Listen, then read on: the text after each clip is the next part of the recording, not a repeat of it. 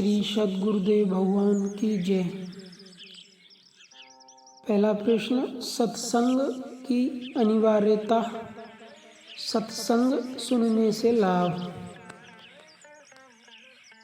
देखिए, संसार में सामान्य जीवन सभी प्राणी जी रहे हैं। धन कमाना, पुरुषार्थ करना, क्रय विक्रय, आयात निर्यात, व्यवसाय, भोग, वासना, धन, पद, मान, प्रतिष्ठा की ओर सब जीव सक्रिय हैं, उन्मुक्त हैं और बहुत लोगों को ये चीज़ें उपलब्ध भी हैं। भारत आज संपन्न देश है, भोजन पानी सबको उपलब्ध है, लेकिन आत्मज्ञानियों का सत्संग सुनने से, संत महापुरुषों का सत्संग सुनने से मनुष्य के व्यक्तित्व में दैवत्व का विकास होता है, आध्यात्मिकता और शांति का विकास होता है, नैतिकता और सदाचार अनुशासन का विकास होता है। जीवन को समग्र चैतन्यता से जीना ही तो अध्यात्म है। जीवन को उच्चतम से उच्चतम मूल्यों पर जीना चैतन्यता है, आध्यात्मिकता है। और सत्पुरुषों के सत्संग और सानिध्य से मानव व्यक्तित्व में आंतरिक विकास होता है, आध्यात्मिकता का आंतरिक विकास होता है, दैवत्व का। उसके व्यक्तित्व में, उसके जीवन में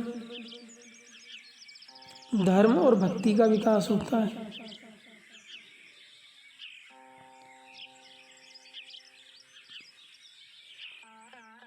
धर्म ही है जिसकी क्रियाएं, प्रक्रियाएं हमें और हमारे व्यक्तित्व को दैवत्व से संयुक्त बनाती हैं। स्वाभाविक व्यक्ति की बुद्धि पर जड़ प्रकृति होने के कारण वो जड़वत है, जड़ वस्तु, जड़ संसार, जड़ चीज़ों के लिए ही वो सक्रिय और आकर्षित है। धर्म ये नहीं कहता कि आप उनका संचय ना करो, संग्रह ना करो। जीवन की जितनी ज़रूरत है, मकान, वस्त्र, भोजन, आहार, उतना अनिवार्य है, लेकिन इसके बाद भी जीवन को दो बिंदुओं पर जीना जीवन का संतुलन है। आप सिर्फ आत्मा तो हो नहीं, आप शरीर भी हो, आपके पास मन भी है, भावनाएं भी हैं।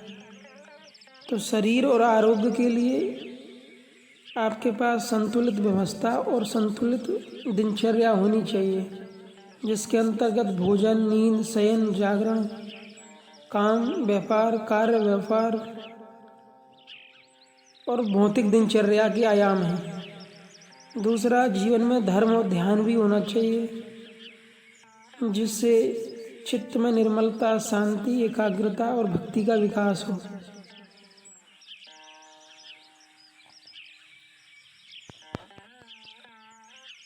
ये दोनों चीज़ें होनी चाहिए, भौतिक चीज़ें भी होनी चाहिए और आध्यात्मिकता भी। अध्यात्म के जो महान गुरु हुए हैं, उनकी रहनी विचित्र है। कुछ गुरु संत ऐसे हुए जो दिगंबर ही रहते थे, अपना जीवन जिए, कुछ वस्त्र पहनते थे, कुछ नहीं पहनते थे, कुछ समाज के बीच में गए, कुछ एकांत में ही रहे। तो वो रहनी उनकी व्यक्तिगत है, उनके व्यक्तिगत कारणों से हो सकती है उनकी अपनी रहनी, लेकिन एक सामाजिक व्यक्ति को सामान्य जीवन जीना है तो उसके पास जिम्मेदारियां हैं, उसके पास कर्तव्य हैं और पारिवारिक वेश है, तो उसके साथ साथ वो धर्म और ध्यानपूर्वक जीता है। तो जो लोग धर्म पूर्वक नहीं जीते वो उनसे श्रेष्ठ हैं। और यही सत्संग का लाभ है कि हमें जीवन को सुख शांति से सही तरीके से सही ढंग से जीने की प्रक्रिया मिलती है सीखने को। साथ में चित्त की शांति के लिए योग और ध्यान समाधि। कोई व्यक्ति समाधिस्थ बैठा हो और उसके शरीर को चाकू से काटा जाए तो पीड़ा तो होगी ना, क्योंकि चेतना का संबंध ही शरीर से है। इसलिए शरीर महत्वपूर्ण है, अज्ञानियों के लिए भी और आत्मज्ञानियों के लिए भी। शरीर को स्वस्थ रखना, निरोगी रखना, संतुलित रखना जरूरी है। और इसके साथ साथ मन को निर्मल और स्वस्थ रखने की प्रक्रिया ध्यान और योग अध्यात्म। और ये सब चीज़ें सत्संग के माध्यम से जन जन तक महात्माओं ने, संतों ने, सद्गुरुओं ने पहुँचाई हैं। इसलिए सत्संग सुनने से कुछ ना कुछ सीखने को ही मिलता है। संत दरस जिमि पातक करहीं। तो संत और सत्संग जहाँ होता है वहाँ के वायुमंडल में देवी